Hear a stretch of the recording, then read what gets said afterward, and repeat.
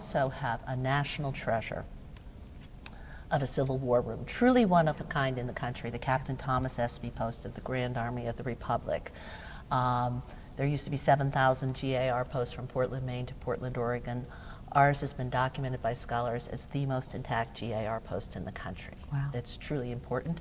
Okay, everybody, this is the historic Espy Post. Maggie, tell us about. Okay. I will. This is the Captain Thomas Espy Post number 153 of the Grand Army of the Republic, the GAR. Never say GAR. It's the GAR.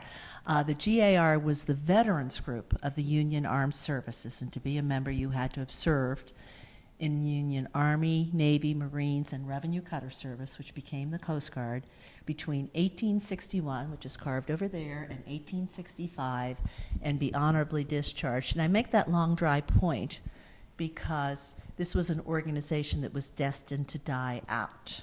There are no sons of the GAR, only those men who served during the war. There are sons of Union veterans, there are sons of Confederate States of America.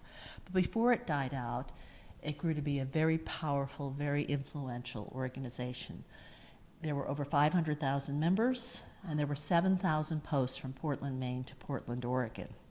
This post got its charter in 1879. That's the original charter. The veterans met in various rented rooms in Carnegie. This beautiful building opened in 1901.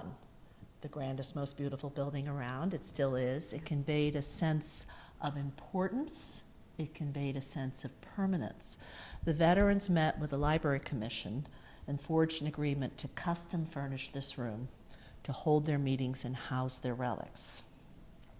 They met here from 1906 into the late 1930s when the last veterans died, last members died. When that happened, the library essentially locked the door and forgot about it. The bad news was mold, mildew, water damage, vermin, theft, and neglect. But as we talked about, the whole building was in that shape. You know, that we weren't as terrible as we sound to let that happen. Sometime in the late 1980s, Civil War people, there's a group called the 9th Pennsylvania Reserves, a Civil War living history reenactment group, realized the importance of what we had here. And to the library board's credit, they didn't try to sell anything. When you have $136 in your checking, when you're starving, you sell the family jewels. Right. So Right. that they didn't That's right. is rather remarkable to me. And people put the room back together. And actually, I guess this is a time to talk about that. The veterans left us a treasure map. They printed this catalog in 1911. Wow. I didn't figure this out, the significance of that date. I'm not going to quiz you because 1911, I'm hearing you, though. 1911. But In the context of the Civil War, yeah. I said 61, 65. It was the 50th anniversary of Okay. the start of the war. That would have been a huge milestone. They printed these catalogs to take to convocations in Pittsburgh, in Gettysburg, in Washington, D.C., to tell people what we had. But they documented everything that we have. So Maggie, the front of this, it says catalog of relics. And about how many do you have? Whew. I'll have to read the number. I know that this was printed in 1911, 176.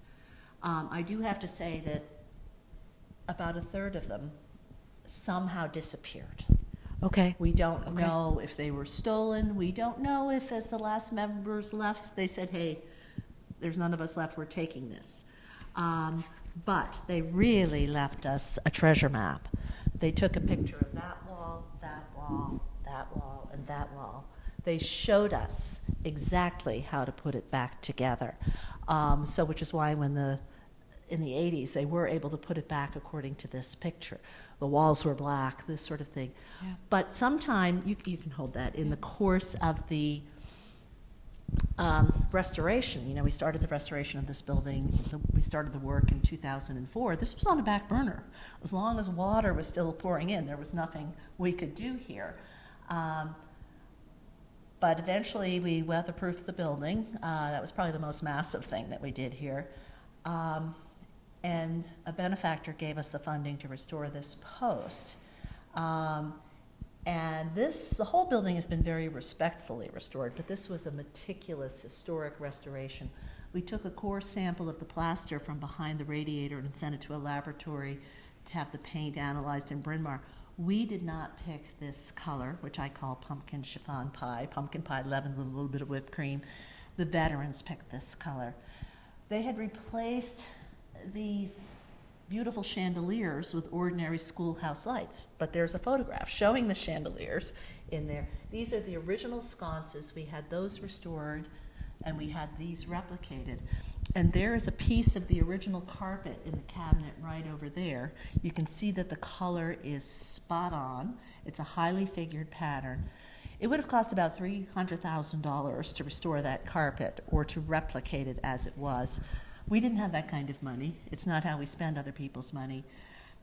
And if we had a $300,000 carpet, you'd be standing outside. But this is a very representative look. But the rest of it was pretty much elbow grease, cleaning things up. Works on paper had to be bathed. That print, of Andersonville Prison, the horrific prison, Confederate prison, was virtually black. All the soot and water that came in. It was bathed. I don't know how conservators do that. It's still a fairly dark print, but it was almost illegible. But the rest of it is here. And each one of these artifacts has a story to tell. I do have a favorite. I was just going to ask. I do have Yeah. a favorite, and I'm going one? to read something to you. Because you'll have to bear with me, I think it has a dry beginning, but there's a reason that I find this so compelling. Number 48, cotton, was picked from the cotton bushes in 1881 while on a visit to the Virginia battlefield from the narrow strip of ground between the Union and Rebel lines and directly in front of the Rebel fort at Petersburg, Virginia, blown up July 30th, 1864. That's a rather dry snippet of history, but look up Petersburg. There is nothing dry about it, and it has a strong Pennsylvania connection. But here comes the poetry. Over this ground the charging columns passed. Almost every foot of this ground was covered with Union dead or stained by as brave blood as ever flowed from the veins of American soldiers. Has been in possession of W.H.H. Lee for 25 years. It's that statement that captures what this room is all about. It came back to me that someone who should know better said they don't have anything very valuable there. Well, you know me well enough to know that I drew myself to my full height and bristled and said, I beg to differ. These things are valuable because the veterans imbued them with value.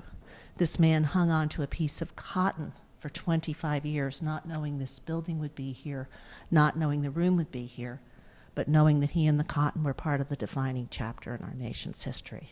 That's valuable. And by the way, cotton is a very powerful metaphor for what the whole conflict was about.